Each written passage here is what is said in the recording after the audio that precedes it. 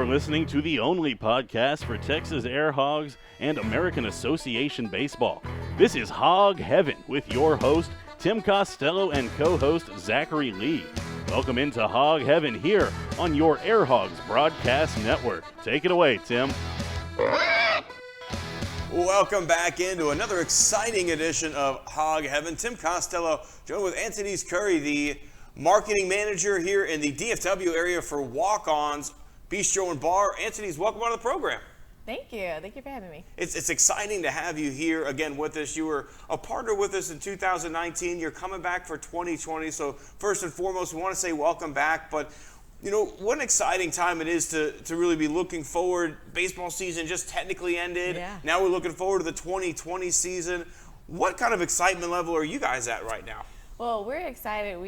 Since we recently opened and just, finished our first baseball season and going through the first season, we're excited to really dive into the community, dive into our partnership with the AirHogs here and see, what else we can do. So last year you guys were the sponsor of the kids racing against Scout, and Scout didn't win a single race last year. He went 0-50. He nearly had it that last race of the season. Have you guys kind of been talking about any training this offseason, or are you happy that the walk-on keeps beating him every single week?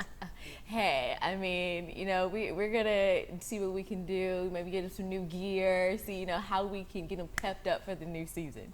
There's so much, training stuff out there. We need to get him on a monitor, heart rate monitor, see what we can really scientifically do. Yeah, let's see how we can up his skill this new season. So let's talk a little bit more about walk-ons, though, because you guys, like you said, are new here in the Arlington area, really expanding into the DFW Metroplex in general. Tell us a little bit about what you guys do specifically over there. So we are a family-friendly sports bar with a taste of Louisiana that provides a game day atmosphere. So we invite anybody to come in, whether you're looking to have a girls' night out, get the boys together, a family day. We really invite everybody to come in and enjoy the game day atmosphere, the game day experience. We have a little taste of Louisiana, so our menu is 35% Cajun cuisine, but then we have burgers, we have salads, we have wraps, we have something for everyone. So it's something that everybody can come in and enjoy and get good service and also quality cuisine as well. When I was there last time, I noticed you guys had a pretty cool little table that you could pour your own beer. Yes. Is that something that people need to be looking into a little bit more heavily, I feel like? Yeah, so we have what we call our table taps, which you can pour your own beer. You sit at a table that has beer taps there, and you put in a little card, and it charges by how you pour. So you can have fun, make a little contest out of it with your friends. It's really a neat little taste of what we provide at Walk-Ons. So how did Walk-Ons get started? If I remember correctly, the name Walk-On had significant meaning to your owner, who I believe walked onto the LSU football team. So he was actually a LSU walk-on for the basketball team. Okay, basketball. His name is Brandon Landry, and he actually flew all around the country, visiting SEC teams and things like that, and seeing kind of the sports atmosphere that sports provided in different cities, and he felt that Baton Rouge and LSU needed something like that. And so him and his partner literally sat on a plane and on the back of a napkin drew the footprint and the blueprint for Walk-Ons. And today that location is still in Baton Rouge, Louisiana. And so through his training as a walk-on and him embracing that role as a walk-on basketball player, he makes a joke that he only played 7 minutes his senior year. But he valued what he meant to the team, and he brings that same value and team player mentality to Walk-Ons. And here we are expanding. Drew Brees is actually a partner and came on with us in 2016, and now we have expanded throughout the South in the U.S. and coming in more states as well. So you just casually threw out a name there, Drew Brees, no big deal, became a partner. Let me just blow on by that. Let's pump the brakes a little bit here. Drew Brees, NFL quarterback, obviously in New Orleans. How did that happen, and what's it like? I think, if I remember correctly, you've worked personally with we'll say Drew, a couple of times. You're probably on a first-base basis. What's it like to be able to have that kind of partnership? So Drew actually came on. He actually visited a Walk-Ons, and he said that if he was to own it, he had always wanted to own a sports bar, and if he was to own it, this is what he wanted. Walk-ons was what he wanted. And so he literally decided that this is what he wanted to be a part of. And came on and talked to Brandon and talked to the team and came on in 2016. And he has been with us ever since. And it has allowed us to be able to expand and grow our brand. And I did, he came and visited our DFW Sure, locations. yeah. Quick visit, hang quick out. little visit, talk to the fans. And I did get to, work with him personally and be his bodyguard for like 10 minutes. Sure. Trying to get him through the location. So it's just an awesome partnership because he's very much involved. And a lot of people, don't realize, he's the football player, the quarterback for the Saints, but he's very much involved with walk-ons as well. So how did you get involved with walk-ons? It seems like you're obviously very passionate. You believe in the brand that you're working with. How did you guys kind of match up? It seems like that puzzle piece that fits perfectly right in. This is where you're meant to be. And how did you find that? So I'm a huge sports fan, even though I love Drew. Cowboys is my team. And I have always spent time watching games and watching sports in a sports bar. And so I actually came across Walk-On's opening in Arlington. And it's like, I need to visit that place. I love, Louisiana. I love the food there. I visit often. And I was like, this is my type of place I need to go visit. Well, lo and behold, I also found out that they were looking for a marketing coordinator for the DFW franchise in the Metroplex. And I was like, you know what? I'm gonna, just take my shot. and that's how we came to be. I literally took the shot, saw that it was something that I believed in. I always, want to work for companies that I really believe in, and through that process, became very passionate about what we do.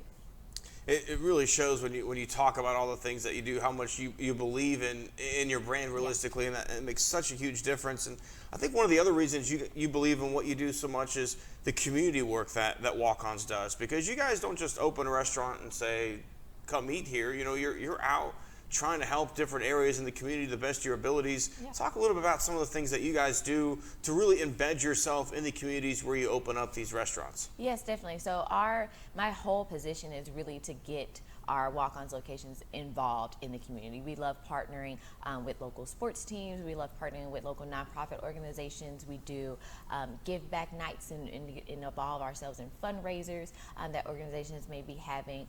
We also love supporting our local schools and organizations and businesses as well, whether that's providing them a meal, whether that's getting involved with them with an event that they're having.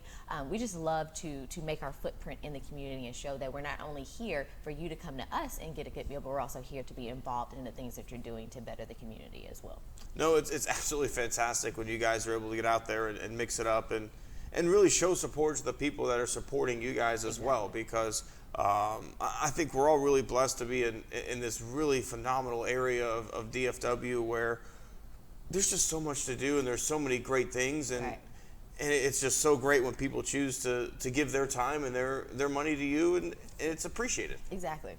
Yeah, we know that they can go anywhere. There's so many options here in the DFW. There's so many things to do. But when people take the time to come and visit us, we want the community to know that we want to take the time to be involved in their local community as well. So if someone wanted to reach out to you, specifically to get you involved in some sort of community event that they're working on, what would be the best way to get in touch with you? Best way to get in touch is you can email me at acurry@wometroplex.com, or you can call as well. My number is 972-456-9656. Well, fantastic. We appreciate you coming on and joining us, and also we appreciate looking forward to 2020. I think it's going to be a really exciting season. I think Scout might hit the gym a little bit because 0-50 is embarrassing, realistically. Yeah, we got to do something about that. So we're going to change it up a little bit. I don't know. I mean, we'll hit up the outlet malls and see if maybe we can get a new pair of cross trainers or something. Maybe a little something more grip. He tripped a couple times out there. So get better gear. That's where it's at. We'll take a break. We'll be right back on Hog Heaven after this. Attention AirHogs fans, have you still not gotten your 2020 season pass? Well, why not? For only $150, you get in the gate for all 50 home games, including playoffs. That's just $3 a game. It's affordable fun the whole family can enjoy. For more information on season passes or booking your next group outing, contact Zach or Kelsey at zlee@texasairhogs.com or karmond@texasairhogs.com. We look forward to seeing you in 2020. Welcome back in on another exciting episode here of Hog Heaven. Tim Costello joined with Ray Biery from Biz TV Texas. Ray, welcome in on the program. Good to be here, Tim. Ray, we're glad to have you. And you were really crucial last season in getting the AirHogs onto Biz TV Texas for all of our Saturday home games. Why was that something that you really wanted to see happen over at the network? Well, first of all, I'm a big baseball fan, so that was great. But for us, we've been really looking to do some things in the community and to partner with people to not only help them promote their business and what they're doing, but to spread the word for Biz TV Texas as well. So being able to get involved with the AirHogs and to broadcast 10 games of your home games last year, that was a real privilege for us, and we're very excited to do it again in 2020. It was very exciting for us as well to be able to reach out to that fan who maybe doesn't quite master the internet stream as well as some other people, and having it on just the regular television channel was a great way to reach out to more fans this year. Well, baseball's a great game, and there is so much that kind of is we see a lot of things at the major league level, or you might have your kids that are growing up. But here at with the AirHogs and the team that you have right here, the player development and what the players are trying to do, not only your American players, but those who come over from China as well for their training. I think you've got a really fascinating story, and there's some real human interest here. So I just find it fascinating. I have to agree with you there, especially when you look at what China just finished doing in their Olympic qualifying, for the first time ever advancing out of a stage. This has never happened before, right? So you can see, hey, this is working, and all of us in the office are like, we can't wait for 2020. Is this guy going to be back? Is this guy going to be back? If Chen Junpeng back, he did this last year. So you really feel that vibe, especially among the season ticket holders, the suite holders like yourself, of almost last season ended too soon. If we had a month more of our season, who knows where we would have finished. Well, there's a carryover effect, and I was listening to Chris Bando, the manager, talk to the team and talking about how particularly the Chinese players, if they were left just to play in China, they would only play maybe 20 games a year. Mm-hmm. And so that's not the workload that we do here in the States, and the competition's obviously much better here in the States. And so, what I observed last year at the beginning of the year, the international players, they would come over, and you could just see the improvement and how, particularly at bat, how they were getting through the ball and hitting it better. So it had to be satisfying to see that type of growth with the players that you've worked with here. No, it really was. And talking about growth, though, let's take it back towards Biz TV's growth, right? Okay. Because as a whole, Biz TV is really growing across the country, and now Biz TV Texas is really starting to grow here within the Arlington, Grand Prairie, DFW market. Well, we are, and that's exciting. We are. This is our 10th year. That we were founded back in 2009 by a gentleman named Ed Frazier, who has got a background in sports broadcasting. And Ed's passion with Biz TV was to provide a television network that catered to entrepreneurs and people who were in their own business, and providing them a platform where they not only could learn, but some could promote their businesses as well. So throughout the U.S., we have over 50 affiliates right now. And here in the Dallas-Fort Worth area, Biz TV Texas can be found on channel 52.2. Hey, Ray, how did you get involved with Biz TV Texas? Because it really seems like it's a great match for you personally. You're getting to work in sports now. You're getting to do a little bit of client acquisition, taking care of people. It seems like a great role for you personally. Well, it is, and I really appreciate it. And they came out of my friendship with Ed Frazier. I had spent years working in sales and in marketing, and had been more involved in the direct mail end of the business, but had some contact with agencies and that type of thing. And so when I had a change in status, Ed gave me an opportunity to come to work for Biz TV, and I've been doing that for about a year and a half. Really enjoy it. I mean, it's really fun to get up and come into work, and we host a local show on Biz TV Texas called All In with Brian Weatherford, which airs Monday through Friday at both 1 and 7 p.m. each day. And the Brian Show, we interview 4 guests daily, and they get a chance to tell their story and to promote their business, and to just to hear the stories of all these people who have created their business, who have built their business, and who continue to manage their business. That's the type of content that we really like and our viewers really like to see. So from the AirHogs standpoint, it just fits right in with us because you've got a business here too, Tim, that you're running, and obviously, and it is really, I think, a good one, and one that is so family friendly and just appeals to all different types of people. Getting back to what you do locally at Biz TV Texas with All In with Brian Weatherford, how do you find those business owners? What are you guys doing to bring in new people every week? And then there's a little bit of a magic element to the show as well, right? Well, there has been, yes, and we're fortunate to make a connection with a gentleman named Dow Sanders, who has an organization called Amazing Attractions, and Dow is a former president of the Society of American Magicians, and he knows a lot of people, and so we've had a number of magicians who have been on the show, so that's been fun. Are they all Alliance approved magicians, or part of the Magicians Alliance, I'm assuming? I'm not sure about that exactly. All I know is they're very entertaining, and we've really seen some pretty cool stuff in the studio. But we've got a group that actually reaches out and asks, tries to book guests for our show, and we get leads from different sorts. We've get referrals from people, but we just make calls and give people a chance to come in and to have a 10-minute interview. And we find that most of them not only have a very good experience, but they're able to acquire their interview package and to actually continue to promote their businesses using that interview.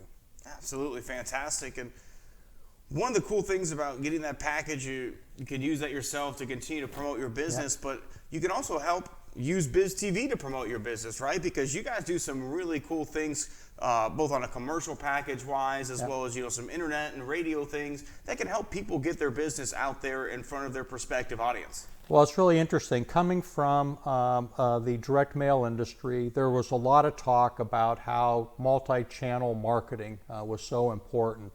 And so I come over to the television side of the business, and it's the same thing.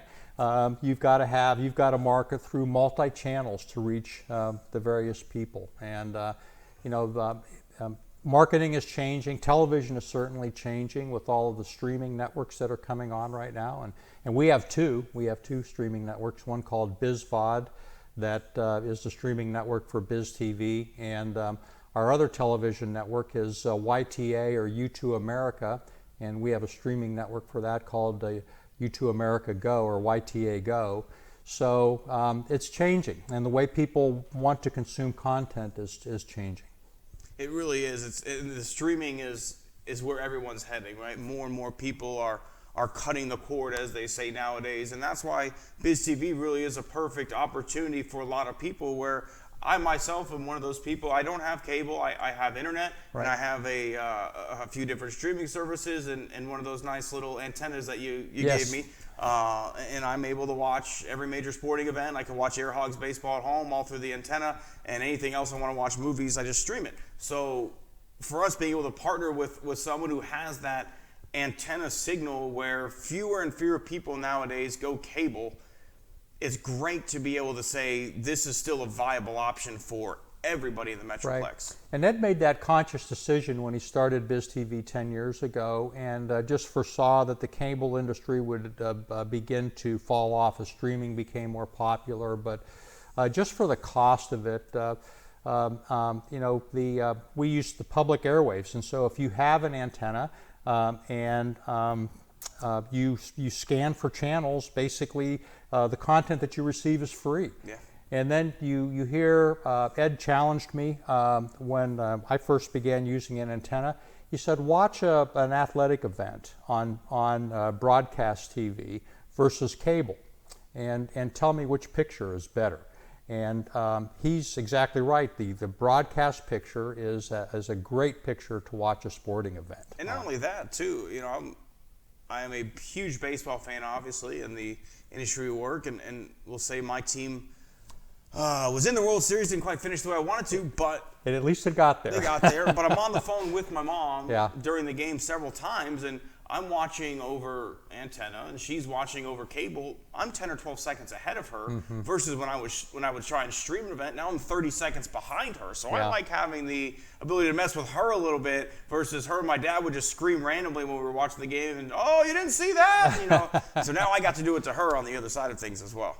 Yeah, that's fun, and that is something that you can do with broadcast TV.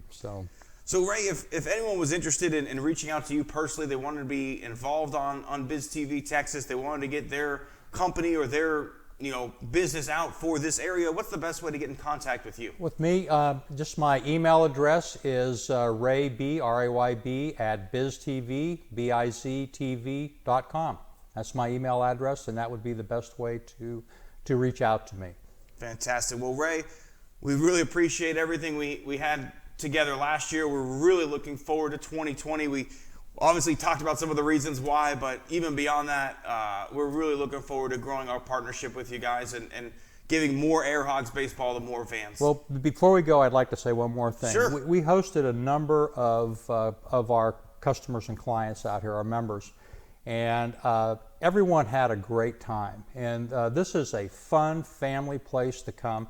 The environment's very clean. We had great service here. This is a fun place to come watch a baseball game. And we just look for the best here coming up and working with you again in 2020. Well, Ray, I certainly appreciate it. As you can see, I didn't even bring that up. That was non-coerced there.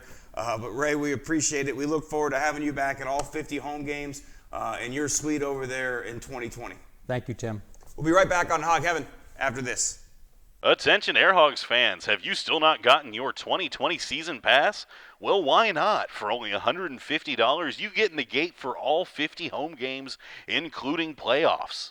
That's just $3 a game. It's affordable fun the whole family can enjoy. For more information on season passes or booking your next group outing, contact Zach or Kelsey at zlee@texasairhogs.com or karmond@texasairhogs.com. We look forward to seeing you in 2020. Welcome back into Hog Heaven. Tim Costello joined with the closer from the 2017 Texas AirHogs, Rob Tasin. Rob, appreciate you coming on the program. All right, thanks for having me, Tim. So, Rob, let's kind of hop right into it. You were a 9th-round pick of the Philadelphia Phillies organization. What was that experience like for you? It was honestly one of the coolest moments of my life. I got to be at home back in Houston with my family for it. It was right before Father's Day weekend, so my mom and I were building a grill for my dad. And we were listening to the draft, and we heard my name, but we didn't hear who picked me. So, we got all excited. We knew I'd been drafted, but we had no idea that it was the Phillies until they called me a couple minutes later. So it was a really fun experience. Once you got into rookie ball, it was obviously a different transition for you playing professional baseball for the first time. What was some of the things you had to adjust to quickly as now a professional athlete? The big difference was the speed of the game. Playing Division I baseball, the game picks up from high school and from junior college. But once you get to professional ball, the 9 holes everybody's 4 hole at major D1s, or they're all quality hitters. They know how to hit an off speed. They know how to have an approach at the plate, and that's something that at the high school, junior college, and college level that a lot of hitters don't understand is having approaches. And once you get to the professional level, all of them understand it, and they can all execute their plan. So it's more of a mind game about my plan versus your plan. How much of it, or did you adjust to as well, having really all day to get ready for your time in the game versus in high school and college you had a litany of things to do throughout the day, and then baseball practice game was a small portion of it, where now you can look at tape for 6 hours a day and there's nothing else you should be doing? Yeah, being a pitcher only is a lot slower of a lifestyle than being a two-way guy. I was fortunate enough to two-way all the way up until professional baseball. So a lot more free time on my hands, but it helped me specialize in my craft. Being able to dissect my mechanics more and understand who I wanted to be as a pitcher. And I think that really helped me in the long run, too. After your time with the Phillies, you made your way over to the AirHogs as well. You were really, really dominant in your time with the Texas AirHogs, had an ERA under 2. What was working for you so well in 2017? I think it was just a lot of team chemistry. I came in from Indiana playing in the Frontier League for a little bit. And when I got back to Texas, it felt like home. Guys like Ryan Wagner, my catcher, Jared Mortensen, one of the pitchers on staff, we really clicked, and it was a fun atmosphere to be around, playing with a guy like Michael Freeman, who I played against all the way through college. It felt like home, and a lot of guys were more supporting here and really helped everyone succeed. One of the guys, too, that just had phenomenal things to say about you was your manager that year, Billy Martin Jr., and one of the things he said, too, was you got better every day that you pitched in a row, it seemed like. Why was that with your stuff? You think that pitching 2 or 3 days in a row, sometimes you got a little bit more action or late life on your pitches? Yeah, I think just because I was so used to playing every day as a position player, that I could find the rhythm better than a guy just coming in once every 3 or 4 days. And I think that really translated to pitching, where if I was more involved with the game and able to contribute on the field as much as I could off the field, it kind of helped my pitches work more. I personally haven't seen you pitch, but I've been told from a lot of different people you have a little bit different delivery style. Is that something you've always had, or was it an adjustment you made as a competitive advantage as a professional? When did you kind of work that in? Yeah, I've kind of always thrown from a lower slot as a sidearm guy. And my time at Oklahoma, at the University of Oklahoma, they tried to convert me into a submariner. And we learned quickly that I had no idea where the ball was going from that angle. So we raised me back up to my natural arm slot, but I kept a little bit of funk from almost diving down like a submariner and coming back up. And so I think that, and I didn't realize I did that. It was just kind of a natural thing that kind of stuck. And I think that was really deceptive to hitters, and it gave me an advantage on my fastball and all my breaking pitches. With the way baseball is going today as well, almost everybody throws 94, 95. A hard thrower used to be 92, 93. Now to be considered a fireball, you're at 97, 98. Why aren't there more guys like doing those deceptive type of things like Joe Smith with the Astros this season, who didn't throw as hard but had a lot of late great movement coming from a weird arm slot? Do you think we're going to see more of that as things go on? I think so, because I think a lot more guys from that angle are starting to throw harder. A guy like Joe Smith will sit in that mid-upper 80s range, maybe touching 90. But you have a guy like Steve Cishek who's throwing from an angle like I am, who's bumping 94, 95 in the big leagues. So I think slowly people are understanding sidearm more and able to develop that craft, making these more pitchers just as dominant out of the bullpen.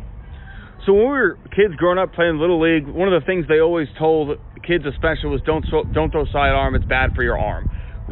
Obviously you've thrown sidearm your entire career. Do you feel like that's an accurate assessment, or arm care is arm care, it doesn't really matter the slot that you're coming from? I think whenever you're younger, I think you should try to throw more over the top. But a natural arm slot's a natural arm slot. If you told me anytime from basically 14 up to throw overhand, it would have felt like I was throwing my shoulder out of my socket. So I think a natural arm slot is something that every kid needs to learn. But really, arm care is arm care. If you think about the dynamics of sidearm pitching, all you're doing is bending your chest over.